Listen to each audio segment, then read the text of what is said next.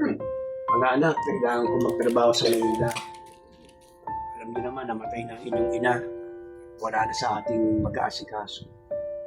Kailangan niyo ng mga pangangailangan. Kung hindi naman ako magkatrabaho, Ano ba? paano na mangyayari sa inyo? Anak, nandito na pala yung tita ninyo. Si tita sweet ninyo at aalagaan kayo.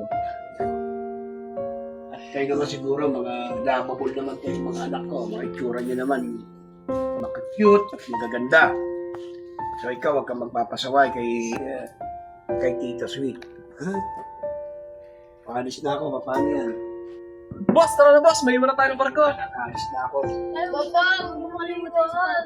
Tay, huwag niyo akong kalimutan. Anak, kailangan ko magtrabaho. Ikaw, piliin mo. Tay, huwag niyo po kalimutan yung pagpadala niyo. Bahala sa inyo.